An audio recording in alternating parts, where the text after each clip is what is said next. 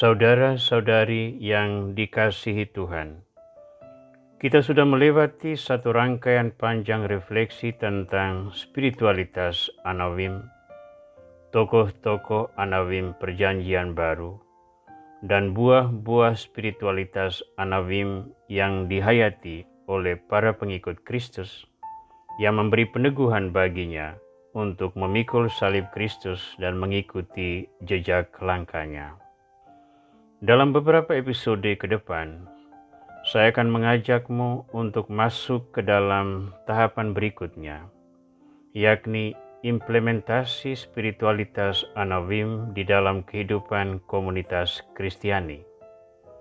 Seperti apa komunitas Kristiani yang kita ingini, yang dijiwai oleh spiritualitas Anawim?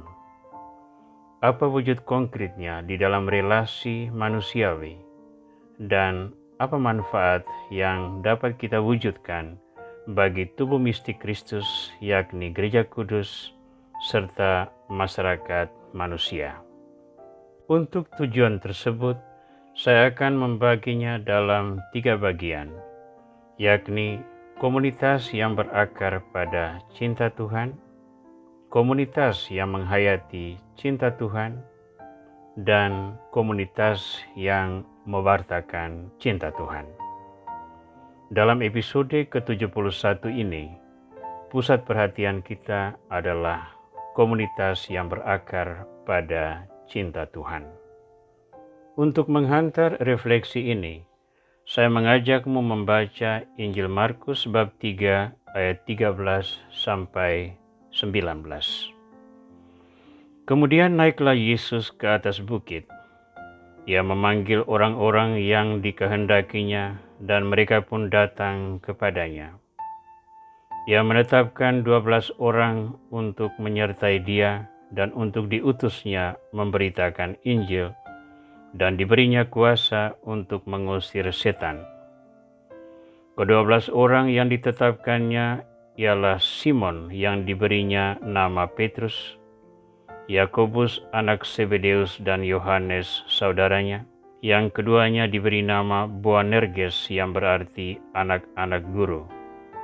Selanjutnya ada Andreas, Filipus, Bartolomeus, Matius, Thomas, Yakobus anak Alfeus, Tadeus, Simon orang Selot, dan Yudas Iskariot yang mengkhianati dia.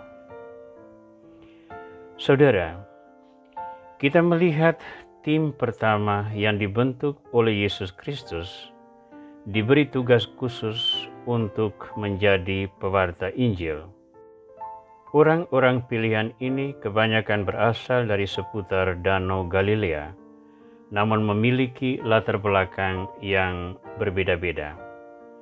Simon seorang yang emosional, yang cenderung bertindak tanpa berpikir dengan matang. Yakobus dan Yohanes, anak-anak Zebedeus, memiliki agenda tersendiri untuk meraih kedudukan tinggi dengan mengikuti Yesus Kristus. Ada Thomas yang kurang percaya. Ada Yudas Iskariot yang korup dan memiliki agenda lain yang berakhir pada pengkhianatan Yesus Sang Guru.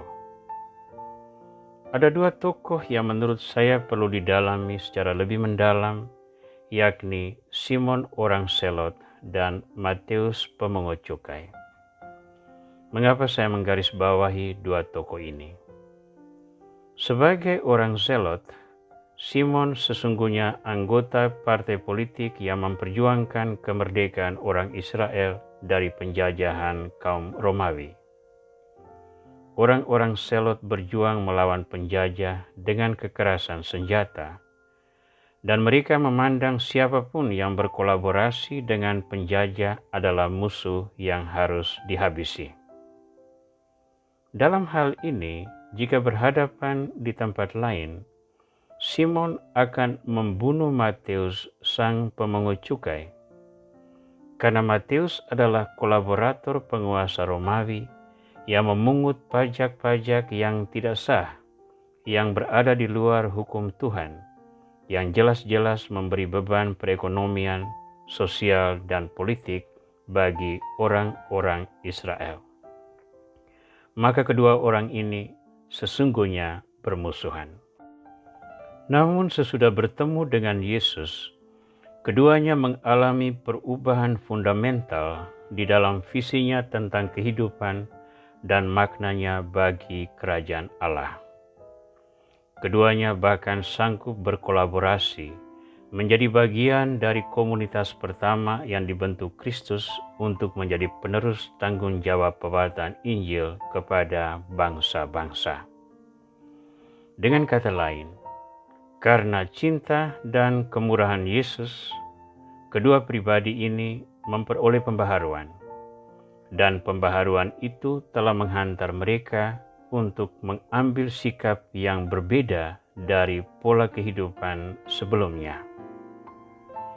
Jika sebelumnya mereka memiliki agenda sendiri-sendiri yang bisa mengorbankan kepentingan sesama, kini semuanya dilepaskan demi satu tujuan mulia, yakni membangun kerajaan Allah yang inklusif, yang menjembatani perbedaan, yang sanggup merangkul semua orang dalam satu persekutuan yang solid, sehingga yang ada hanyalah cita-cita bersama yang diwujudkan berkat bimbingan Kristus, firman yang menjadi manusia.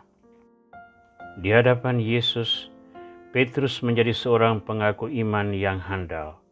Walaupun ia kemudian mengingkari Yesus, ia bertobat dan diberi tugas menjadi gembala. Yakobus dan Yohanes meninggalkan agenda mencari kedudukan dan sepenuhnya berpusat pada pelayanan. Thomas akhirnya menjadi orang yang percaya sesudah menemukan realita bahwa Kristus sungguh-sungguh bangkit, dan iman itu dipegang teguh hingga akhir hayatnya. Dan Simon serta Matius, dua musuh dalam situasi normal, di bawah kepak cinta Kristus, keduanya menjadi sahabat, saudara seperjuangan yang sama-sama mewartakan Injil ke berbagai orang yang mencari kebenaran. Pesan dasariah yang hendak saya sampaikan dalam refleksi ini adalah betapa pentingnya orang Kristiani mempromosikan cinta ilahi sebagai akar yang menjadi inspirasi bagi pembentukan komunitas kaum beriman maupun masyarakat madani pada umumnya. Jika cinta menjadi dasar bagi pembentukan persekutuan manusia, kita akan mampu meninggalkan agenda-agenda egoisme kita. Kita tidak lagi melihat kekuasaan dan jabatan sebagai pencapaian, melainkan sebagai sarana untuk menolong banyak orang. Kita meninggalkan sikap tidak percaya kita kepada sesama, melainkan membangun satu persekutuan cinta baru yang didasarkan pada aspek saling mempercayai satu sama lain dengan tulus, yang membuat kita melupakan permusuhan dan keinginan untuk saling menjegal, menjadi kerelaan untuk membangun persaudaraan baru, kerjasama yang harmonis, yang mempromosikan kebenaran, keadilan, kedamaian, cinta dan persaudaraan, keharmonisan, dan berbagai kebajikan manusiawi lain yang membuat hidup ini menjadi lebih indah. Para adorator sekalian hendaknya mengambil inisiatif untuk mulai mengobarkan kesadaran ini, bahwa cinta Tuhan tak boleh diabaikan di dalam pembentukan komunitas-komunitas manusiawi, entah itu komunitas orang beriman maupun komunitas-komunitas sosial yang tidak berafiliasi pada ajaran iman atau moralitas religius tertentu. Namun jika orang sungguh-sungguh mematri kesadaran bahwa cinta Tuhan adalah esensi dasar dari kehidupan manusiawi, ia akan berbuat sesuatu untuk mewujudkan cinta itu. Dan cinta yang diimplementasi dengan baik akan membuka peluang bagi banyak orang mengalami cinta dan kebaikan Tuhan. Kita mengetahui bahwa orang yang disentuh oleh cinta yang tulus akan terangkat martabatnya dan berpikir untuk bagaimana membalas cinta itu. Marilah kita yang telah dijiwai oleh rahmat Tuhan yang bertakhta di hadapan Sakramen Maha Kudus, berpikir untuk membangun persekutuan kita dengan cara ini dan memberi inspirasi bagi sesama. Tuhan Yesus Kristus, berikanlah kami kesadaran untuk membangun komunitas kami atas dasar cinta-Mu, agar kami mampu menjembatani perbedaan, meninggalkan egoisme kami, dan merangkul setiap orang dalam haribaan-Mu. Jadikanlah hidup kami pujian bagi keagungan nama-Mu, kini dan sepanjang masa. Amin.